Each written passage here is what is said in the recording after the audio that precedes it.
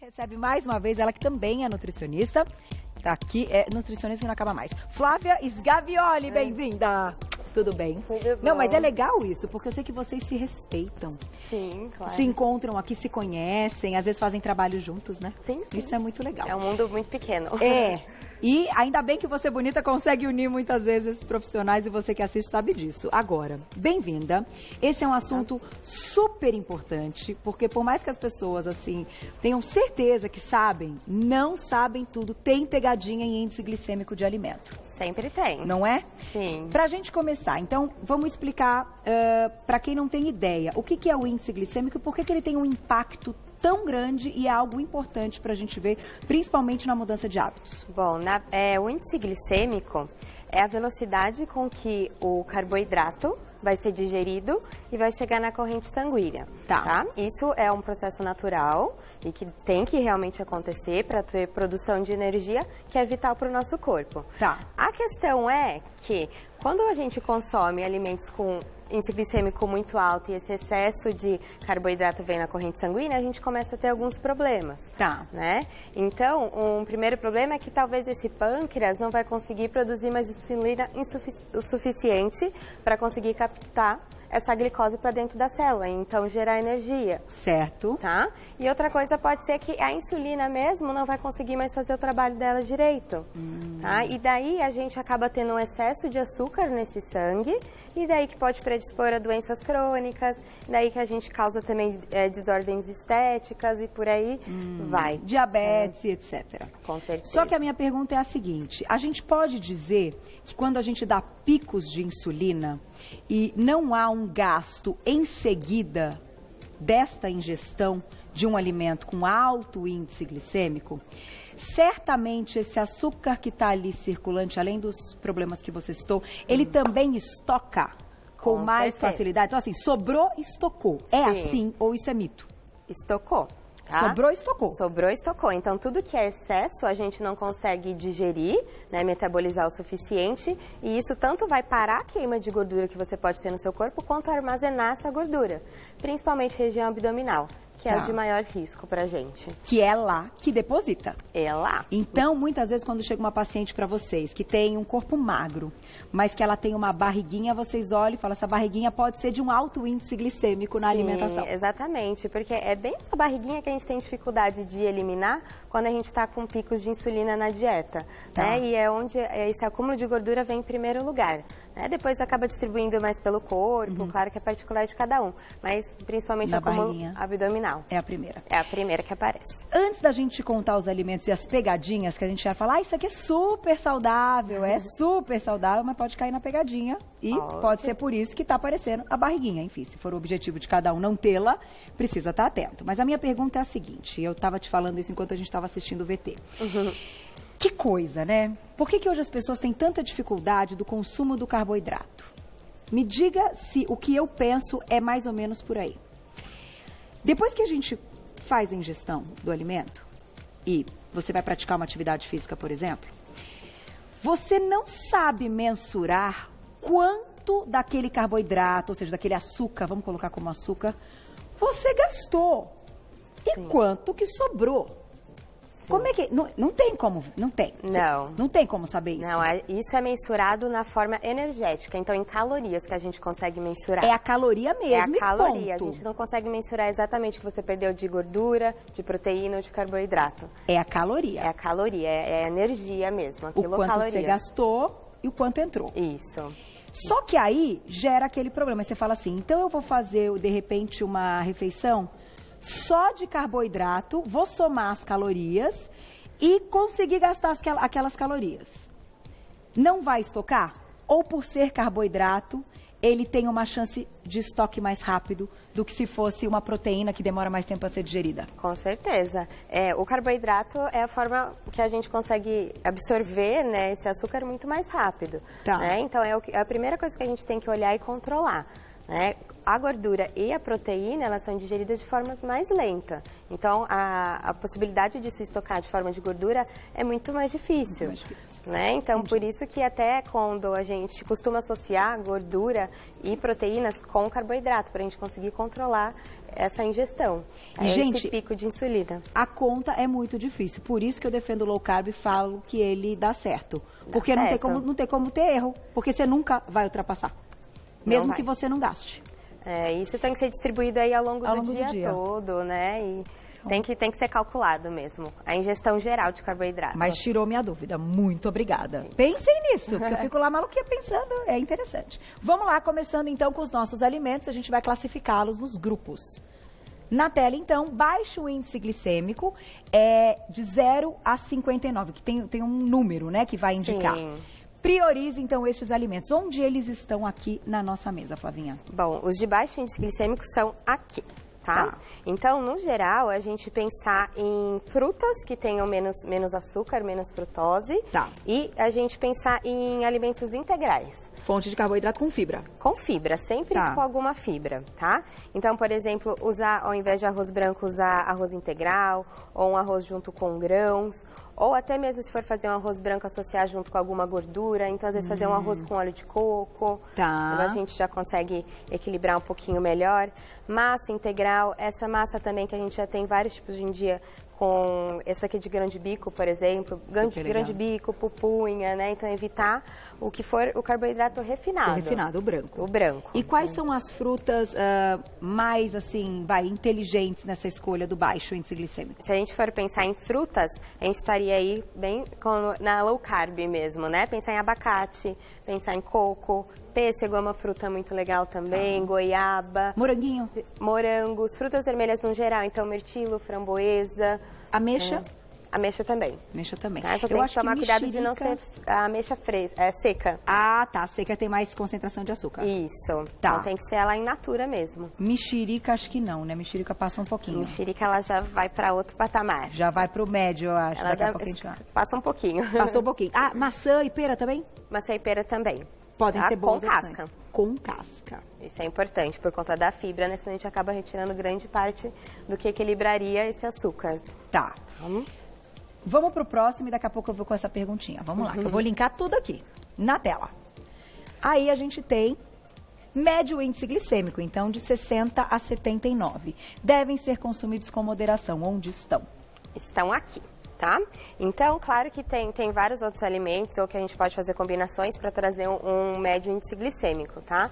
Mas, no geral, se a gente for pensar em frutas como kiwi, a laranja ou a mexerica que a gente estava comentando, até mesmo a beterraba e a batata doce, tá? Mas é uma coisa bem importante de falar, é que quanto mais você cozinhar a beterraba e a batata doce, maior vai ser esse índice glicêmico.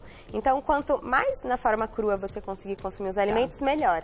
Tá? Que não, então, cenoura ralada, beterraba ralada,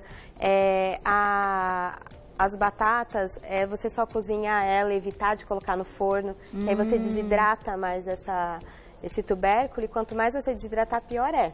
Ah, é? Então o vapor é melhor que o forno? Melhor, porque aí você fica com uma temperatura muito alta. Entendi. Tá? E aí quando você quebra esse amido, a chance de você absorver ele e aumentar esse índice glicêmico é maior. É maior, então ele fica mais disponível, vamos dizer assim. Fica com mais amido, mais carboidrato.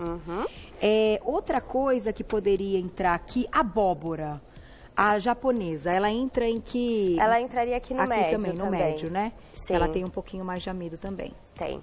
E uma coisa bem legal também é evitar de fazer arroz que é muito papa. Então, tentar deixar um arroz mais al dente, uma massa mais al dente, justamente por isso que a gente está falando, né? Dessa hiperidratação do alimento. Quanto mais papa, ou seja, aquele arroz japonês que é o mais gostoso...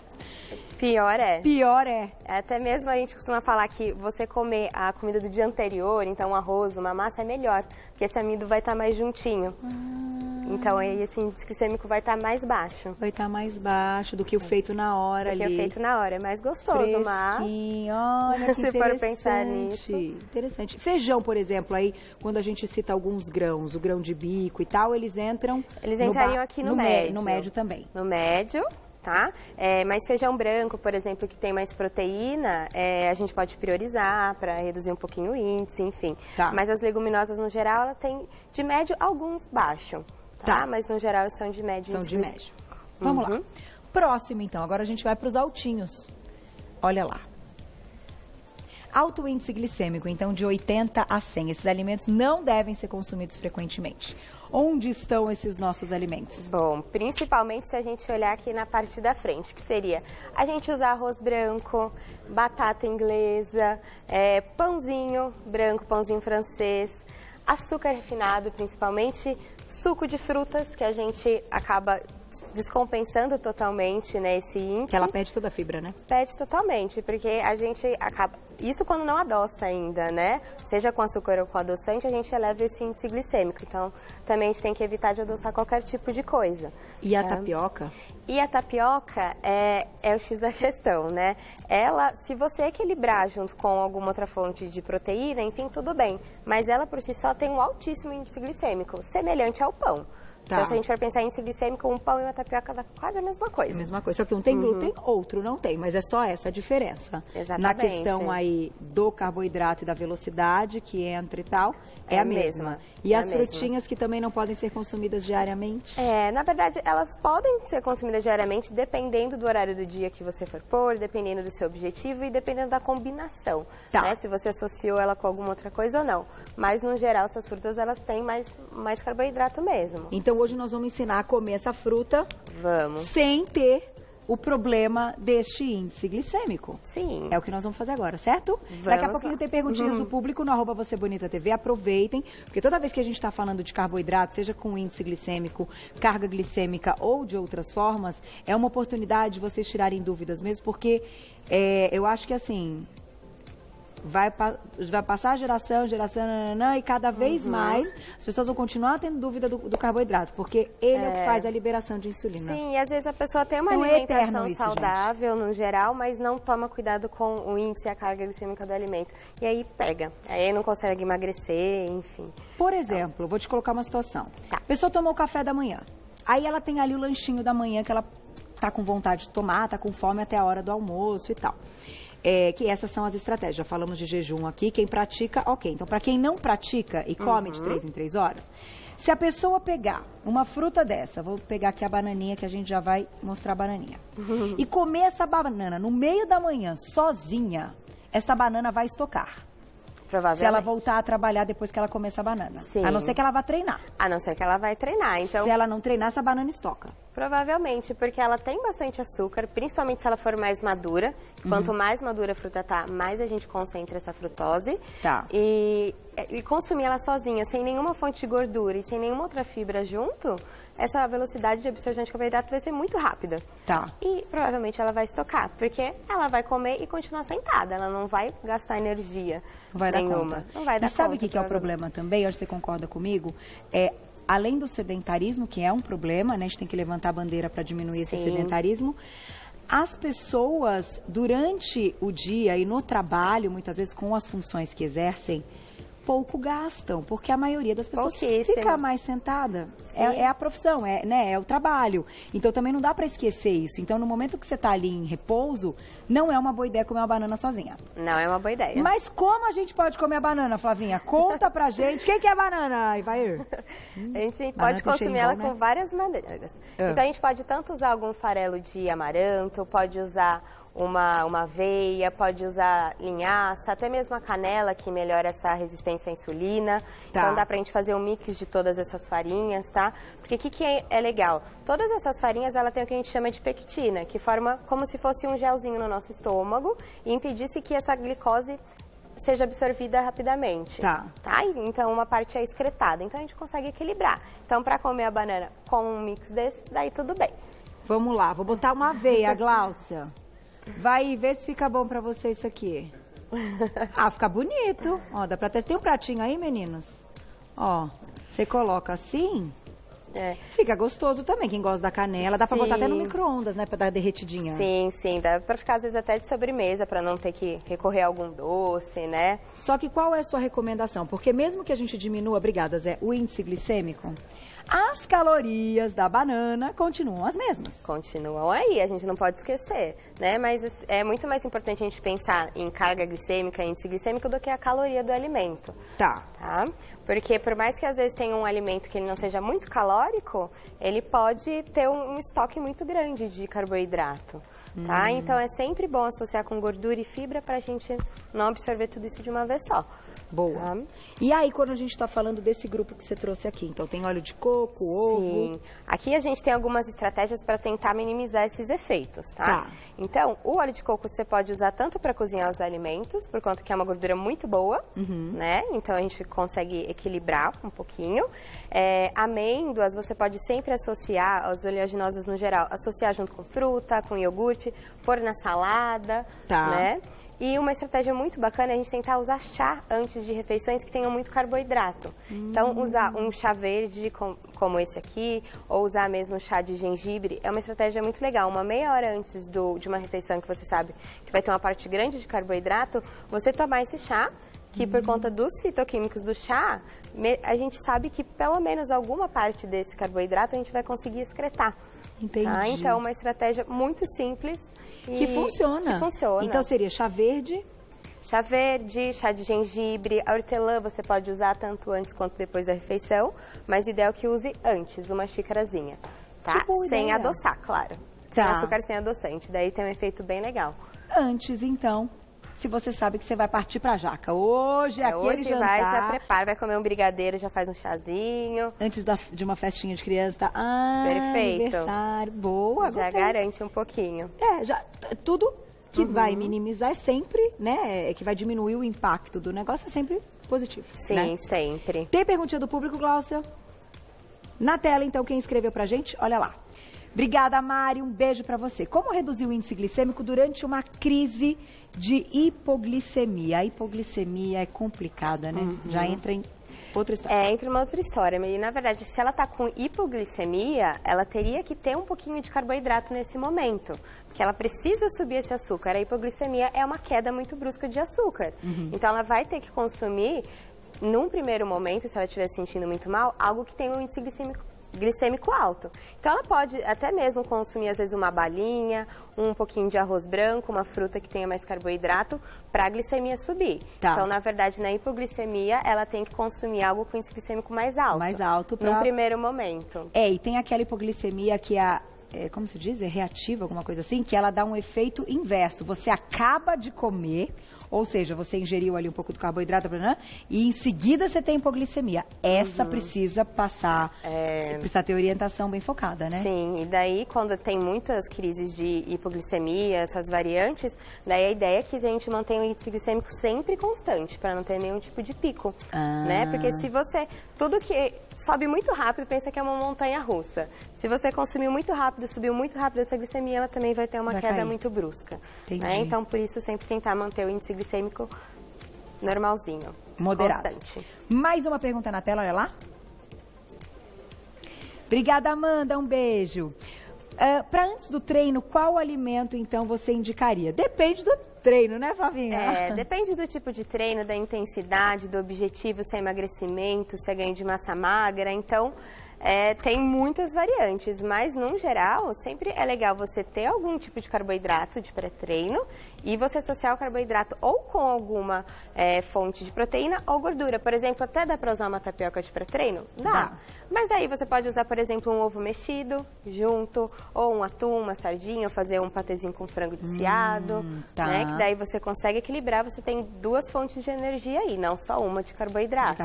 Mas, no geral, evitar carboidratos de alto índice glicêmico de pré-treino, tá? Porque senão pode ser que vai faltando energia ao decorrer do treino.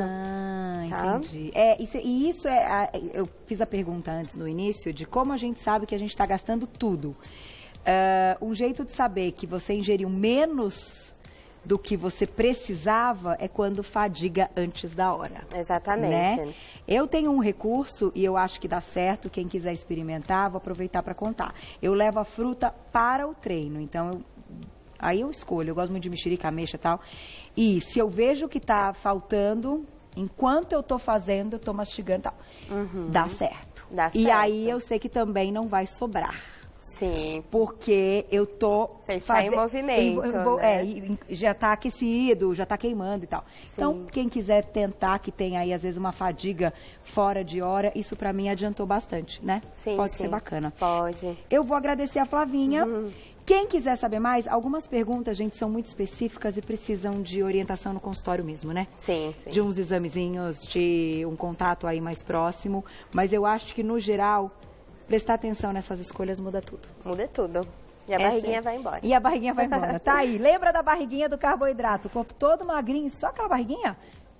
Pode ser um pãozinho aí. Pode ser um pãozinho Pode ser um macarrãozinho ou um pãozinho a mais. Quem quiser saber mais, procurar o trabalho da Flávia Sgavioli.